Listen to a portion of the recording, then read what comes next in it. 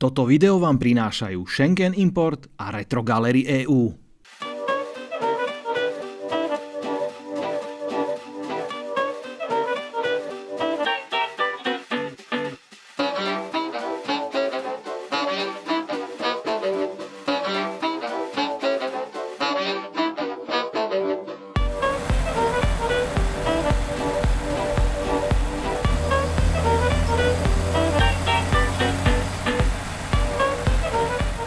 Písal sa apríl 1951, keď na prvom autosalóne vo Frankfurte strhli plachtu z novinky Mercedes 300. V tom čase sa jednalo o najväčšie a najrýchlejšie auto vyrábané v povojnovom Nemecku. V momente, keď si ho obľúbila aj nemecká politická špička, tak bolo jasné, že sa zrodil úspešný nástupca predvojnových limuzín s hviezdou na kapote. No a dnes vám predstavím tento nádherný kúsok, ktorý máme priamo tu, v srdci Slovenska. Mercedes 300 Adenauer. Jedna z najčastejších otázok pri tomto aute je, prečo má prezývku Adenauer? No vysvetlenie je viac než jednoduché. Konrad Adenauer bol totižto prvý povojnový nemecký kancelár, samozrejme západonemecký, ktorý si toto auto tak obľúbil, že počas svojej kariéry na žiadnom inom jazdiť nechcel. A to sa týkalo domácich, ale aj zahraničných ciest. No a po skončení aktívnej politickej kariéry si jeden kúpil sám pre seba. Takže preto, ale je tam o mnoho viacej zaujímavých informácií, ktoré si ale povieme už priamo s majiteľom tohto krásneho kúsku. No a v srdci tejto krásnej slovenskej prírody vítam Borisa. Ahoj. Ahoj. Prvú otázku, čo ja sa vždy pýtam, že prečo si vlastne niekto kúpi takéto auto a ako to bolo v tvojom prípade? Odjak živa som mal vzťah k veteránom. Doma mám už nejakú zbierku motoriek. A vždycky bol môj taký sen si zadovážiť nejaké veteránske auto, nejakou s peknou históriou, s pôvodom a naskytol sa mi tento krásny kúsok a neváhal som ani minútku. Hej, ani minútu. Dokonca ja som počul story, že už keď si to kúpil, tak potom si mal nejakých vážnych záujemcov, že proste musia to mať, to auto, ale... Áno, počul si správne, bol jeden záujemca, dokonca 3-krát volal, ale nepresvedčil. Nepredal si to, hej.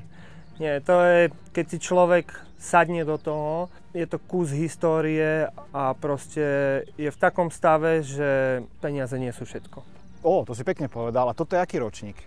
Je to ročník 1953. To som ešte nebol na svete, ale to asi ani ty. A hovoril si, že máš rád auta s históriou a keď si mi ukazoval, aké neuveriteľné papierové poklady máš k tomuto autu, tak som normálne, že odpadával. Normálne som neveril, že toto je možné, aby sa dochovalo tak pri takom starom aute. Áno, bol som aj ja prekvapený.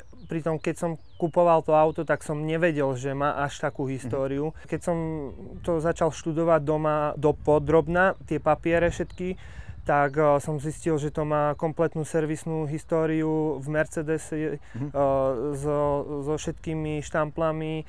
A má to tankovaciu kartu. Ty si niekto písal, koľko tankoval? Niekto písal, áno, koľko natankoval, koľko zaplatil. Má to servisný manuál. Má to Atlas z 1952 robený pre Mercedes. Áno. S logom Mercedes, čiže... Ten je krásny, ten som si aj študoval a dokonca som aj si našiel, alebo náhodou mi to tam vypadlo, že Berlín. Tak samozrejme vieme, že v tej dobe bol rozdelený Berlín povojnový. Východný a západný, tak kým vo východnom je, že 0 servisov Mercedesu, tak v tom západnom ich bolo až niekoľko.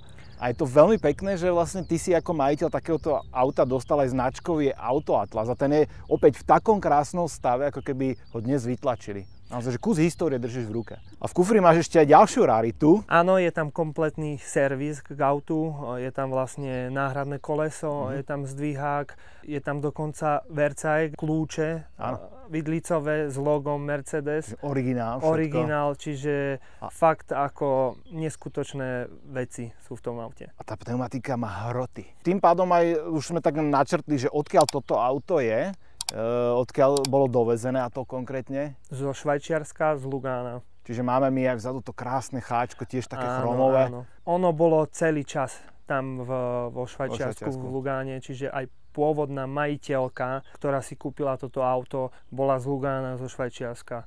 Ty máš samozrejme jej meno aj v tých papieroch, takže je to krásne dohľadateľné. Áno, áno. A keď si ho doniesol, tak v akom bolo stave? To, na čo sa pozeráme, je tak, ako prišlo, alebo tam bolo treba niečo robiť? Áno, keď som ho doniesol, alebo keď mi ho chalani doniesli, tak bolo v takomto stave, ako vidíte, čiže kvázi moja starosť to bolo precliť, prihlásiť A voziť sa. Ale on to je asi najlepší prípad, pretože už sme asi v tom veku, keď si chceme užívať tie auta a nebyť zatvorený v tej garáži a robiť na nich stále do kolečka.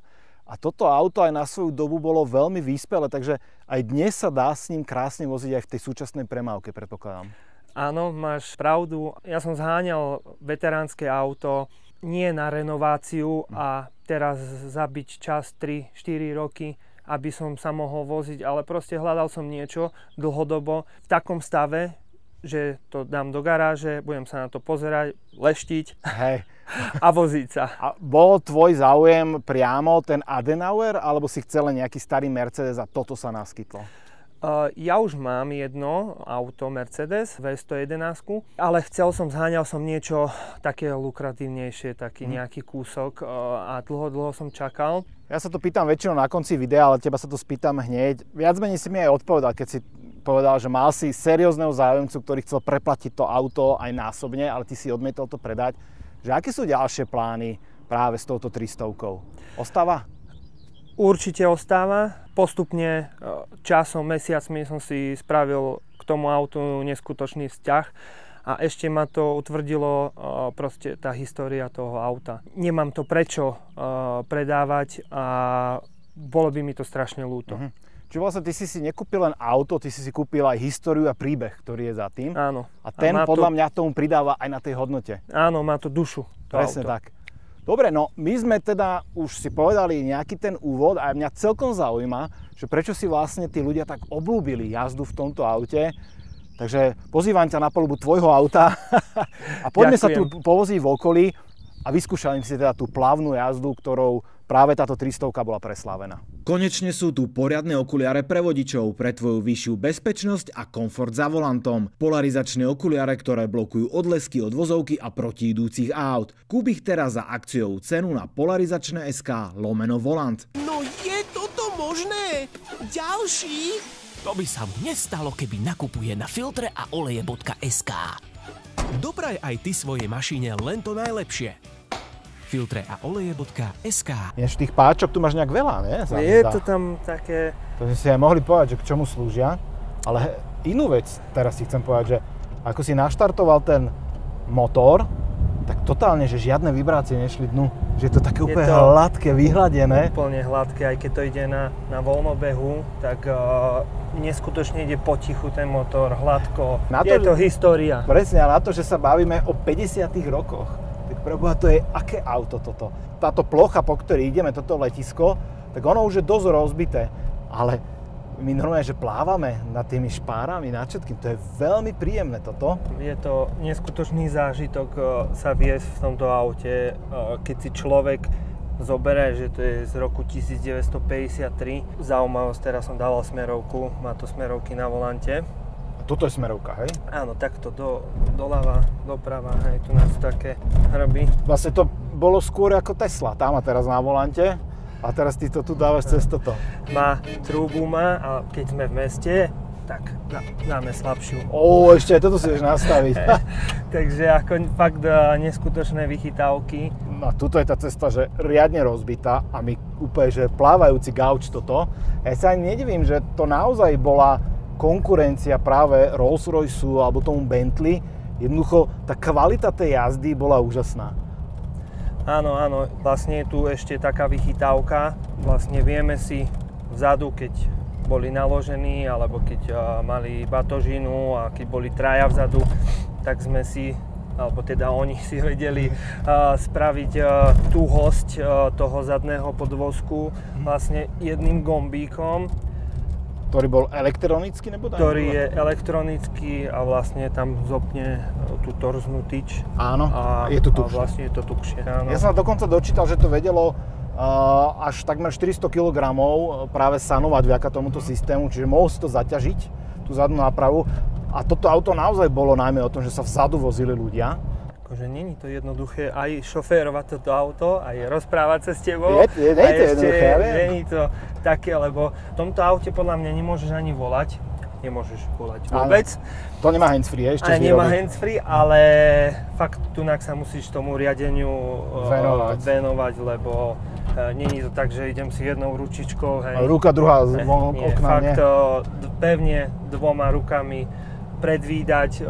To si jak motorkár vlastne v tomto prípade. Áno, ja predvídam aj vpredu, aj vzadu, aby aj do mňa niekto, aj ja, aby som to ubrzdil, lebo tá brzda tu je bez posilovača, riadenie je bez posilovača. A ešte dokonca bubnové brzdy sú tu? Áno, čiže není to ako novodobé auta. Takže... To určite nie. A na druhej strane aj chvála Bohu, že to nie je ako novodobé auta, pretože keď sa tam pozrieš ten drevený dekor, ktorý tu je, toto je normálne, že drevo, to by si mohol aj zakúriť v krbe s tým, vlastne žiadne plasty. To by bola škoda. To by bola určite.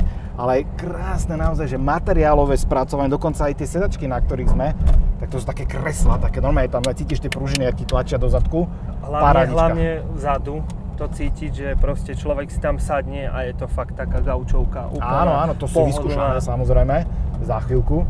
Ale ďalšia vec, ja som napríklad otvoril túto priehradku a už len také detaily sú, že ona to nie je jak voľa, kedy v tých starých Škodovkách, že to otvoril, rozbril ti to kolena, ale tam sú nejaké pružiny, ktoré ti to držia späť alebo ktoré ti to potom otvoria. Áno. A takýchto detailov, alebo okná keď otváraš, samozrejme okná, vy si ich stiahnete, ale ostanú vám ešte tuto na kraji takéto malé, to sú nejaké proti prievanu? Áno, to je, keď človek vlastne ide rýchlejšie, tak môže ísť s otvoreným oknom a vlastne tak si to vysunie a kvázi mu nefúka na tvár. A hlavne na zadného pasažiera asi. Tak, to je najdôležitejšie. Máme tu ešte aj vlastne vypínanie benzínu manuálne, tu je vypnuté naľavo, v strede je normálne a rezerva je vlastne napravo. Čiže mne tu nezasvietí rezerva, mne iba zdochne a potom prepnem. Horší prípad. Hej, potom prepnem. No ešte sa vrátim naspäť k tomu, čo som hovoril na začiatku, že prečo sa vlastne toto auto prezýva Adenauer. To som už objasnil, viete to, ale zaujímavosťou, čo možno nevieš, že tento pán Adenauer, teda Konrad Adenauer, má za celý svoj profesionálny život teda 6 aut. To prvé je dodnes v múzeu zachované a takisto aj to posledné, ktoré má vo svojom živote. No a to posledné si nechal priamo Mercedes, takže toto auto môžete vidieť aj v jeho expozícii, priamo v jeho oficiálnom múzeu. A je to naozaj že kus histórie, pretože už v tej dobe tu vo výbave si mohol mať napríklad aj jeden z prvých mobilných telefónov vôbec. Takže... Vážne? Tak to som nevedel. Diktafón si mohol mať a samozrejme má si tam aj poličku na dokumenty, takže naozaj aj takíto vysokí štátnici toto používali ako pojazdnú kanceláriu už v tej dobe. On si brával toto svoje auto so sebou aj do zahraničia. Normálne autovlákom doniesli to tam, to auto mu vyložili a on sa vozil aj v mieste tej návštevy na tomto aute. Vôbec sa mu nečudujem, lebo tá jazda... Veľmi málo dobových aut to mohlo nahradiť a hlavne to bola aj akási taká demonštrácia toho, že čo ten nemecký automobilový priemysel po tej vojne dokázal na tých troskách vyprodukovať. Naozaj úžasné auto. Spätne si spomeniem, prehrali vojnu, boli rozbité všetko hej. A proste oni vyprodukovali takéto niečo. A ako som to povedal na začiatku, toto auto nevravím, že nepredám, ale momentálne... Nemáš dôvod. Nemám dôvod. Presne tak. No a keď už si teda spomenúť naozaj tú vojnu jednu s druhým, tak ono to síce bolo navonok nové auto, ale samozrejme stálo to na základoch už staršieho modelu. Takže tu máme ešte takéto staré riešenie, napríklad stojíme na rámovom podvozku, ale napríklad predná náprava je plne nezávislá. Čiže už naozaj tam taká nejaká tá technológia bola, išlo to dopredu. A samozrejme tých zaujímavostí o tomto aute je toľko, že by si mohol napísať knižku. Ale predpokladám, že aj ich kopec vzniklo. A jedna z tých zaujímavostí je, že určite poznáte Mercedes 300 SL, takzvanú čajku, ktorá otvárala takto dvere. Tak zrovna toto auto 300 mala veľmi veľa komponentov zdieľaných práve s týmto legendárnym športiakom. No a tá ďalšia spoločná vec bol napríklad základ motoru. Obidve auta mali 3-litrový radový 6-valec benzínový. Na prvý pohľad by sa zdalo, že sú až identické, ale samozrejme túto ten výkon hlavne v tejto prvej sérii, v tomto Ačku bol iba v úvodzovkách samozrejme iba 115 koní, ale na tú dobu to bol akože veľmi dobrý výkon. Mercedes si išiel svoju vlastnú ligu, už dokázal postaviť takéto komfortné auto s moderným motorom. No a napríklad prevodovka, ktorá tu je, koľko stupňová pod volantom? Je 4-stupňový manuál, vlastne také to pod volantom radenie. Áno, takzvané kutáčové. Kutáčové, áno. A samozrejme bude vás zaujímať aj maximálka, pretože Autobahn už vtedy existoval a toto dokázalo upaľovať až 160 km/h. Hovorí sa, že týchto aut bolo vyrobených dokopy 12 000 kusov. No a tie 4 série, tak hneď už v druhej sérii zvýšený výkon bol na 125 koní. No a už keď prišla tá posledná séria označovaná ako D, ktorá už ale stála na novšej generácii, na V189, toto je V186, tak tam už ten výkon poskočil až na 160 koní. A tu si predstav, že bavíme sa o začiatku 60. rokov. No a toto dosiahli najmä tým, že teda miesto tých karburátor, tuto máme dvojité karburátory, už dostalo vstrekovanie. Opäť na tú dobu úžasný počin, že dokázali to dostať do takéhoto auta. Túto nádheru ste si mohli kúpiť v niekoľkých karosárskych verziách, napríklad aj verzia bez strechy bola potom verzia aj bez bečkových stĺpikov. Naozaj, čo vám Mercedes videl na očiach, to vám postavil. No ale ja si myslím, že toto je taká najelegantnejšia vec, lebo máš tú líniu strechy do toho zadku, ako to pekne ide. Naozaj, že super. Už keď pozeráš cez tú kapotu, ja som hovoril, že to bol aj konkurent Rolls-Royceu a naozaj tá kapota s tým blátnikom, on to tak vzdialene pripomína práve takú tú anglickú eleganciu. Áno, je to mohutné auto. Proste keď ho zaparkujem do garáže, tak je to strašne dlhé, ten predok má dlhý. Zaparkoval som aj pri novodobejších takých SUVčkách a proste vôbec sa nestratí pri tomto auto. Je to fakt mohutné. Áno, že je to mohutné auto proste. A keď ti tak pozerám na nohy, nie že by som to bežne robil u chlapov, ale v tomto prípade spravím výnimku, ty tam máš 1, 2, 3 pedále a máš tam 4. vľavo. Čo to je? 4., 5. Počkaj, 1, 2, 3, 4, 5. Tak vidíte, nosím slnečný okuliare a ten 5. Áno. Čiže tento hore na vrchný pedál je dobré to každých 100 km vlastne 3-krát stlačiť a vlastne premáže celý ten podvozkový systém. Čiže aj to robíš, že? Nezabúdaš. Tak snažím sa, mám tam momentálne 177 km, čo som najazdil ja. Normálnych máme 71 700 a vlastne ten 5. pedál alebo tlačítko je vlastne diaľkové. Áno, vtedy vlastne to bolo úplne normálne, že si nohou dával diaľkové. Áno. Lebo nemal si ešte tie páčky pod volantom. Áno, vlastne, lebo tu je páčka len jedna. Hej, a to je rýchlosť. To je riadenie. A veľmi sa mi páči aj toto napríklad, keď dávaš to kúrenie, už je to taký naozaj, že moderný nádych a opäť sa vraciam k tomu, že toto je auto zo začiatku 50. rokov, čiže muselo vznikať hneď po vojne na konci 40. Ale napriek tomu to pôsobí minimálne o dekádu až 2 mladšie, ako to reálne je. A dobré je, že aj keď zatvorím to okno, tak v momente to auto stíchne. Že nie je to len také na parádu a hlavne to okno, to sklo je aj celkom hrubé a zachádza pekne do tých dverí. Aj ten zvuk, keď to otvoríš, zatvoríš, to je brána limuzína. Bam! Na ničom sa nešetrilo. No keď už hovoríš, že na ničom sa nešetrilo, tak je to pravda, pretože toto bolo najdrahšie auto. Mohli by sme povedať, že bol to ekvivalent dnešnej S-klasy, ale nie úplne tej základnej, ale tu si mohol mať aj príplatky. A faktom je, že pán Adenauer napríklad v tých prvých autách svojich nemal ani klimatizáciu. Ty ju tu tiež nemáš. Nemám. Tá bola možná si doplatiť až neskôr a údajne ten príplatok bol taký mastný, že stál rovnako ako povedzme nejaké základné malé auto. Povedzme chrobák, áno, Volkswagen. No mne tu opäť oči behajú po interiéri a na čo sa pozriem, to je nádherný detail. Napríklad tieto clonitka, ako je to pekne lemované tým chromom, tieto držiaky tuto, aj to je tak obalené v takej látke. Ja som už jazdil aj staré Rollsy, aj iné podobné auta, ale ja mám zatiaľ ten pocit z tohto Mercedesu, že bol najďalej, čo sa týka tej dospelosti, tej vyspelosti toho samotného auta. Aj tá jazda je úžasná. Aj prejav toho motora. Väčšinou tá konkurencia išla viacerými valcami, väčším objemom a tuto naozaj stačili tie 3 litre na to a tých 6 valcov v rade, aby si mal z toho auta pocit ako naozaj z luxusnej lode. Na čo viacej valcov, alebo teda väčší výkon, keď viac sa možno zamerali na tie jazdné vlastnosti a na toho auta a proste na to pohodlie.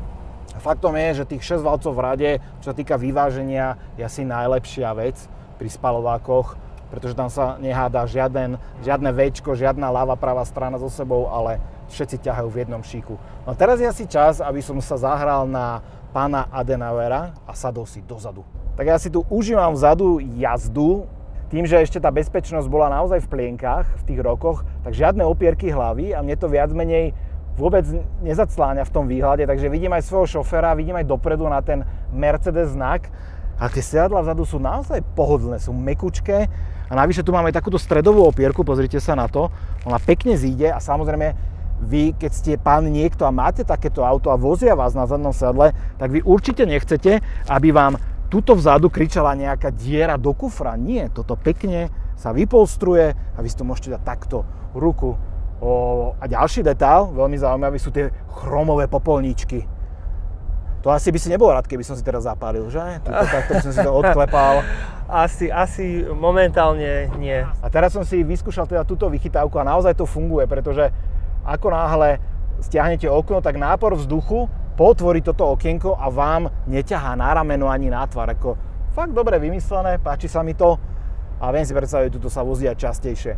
No a my sa už pomaličky dostávame žiaľ na záver tohto videa. Som veľmi rád, že ste nám dnes robili spoločnosť na palube tejto legendy. Samozrejme, Boris, ďakujem aj tebe veľmi pekne, že si vytiahol 300 z garáže. Ďakujem aj ja, že si mi povedal ešte čosi viac o tomto aute a ešte sa mi ten vzťah ešte viac prehlbil. Skočte na Instagram, pretože toto auto som opäť nafotil z hora nadol, zo všetkých uhlov a ja pevne dúfam, že onedlho si opäť ukážeme nejaký takýto klasický Mercedes, pretože tieto auta si to jednoznačne zaslúžia. O to viac, ak majú tú nádhernú históriu ako práve 300 Adenauer.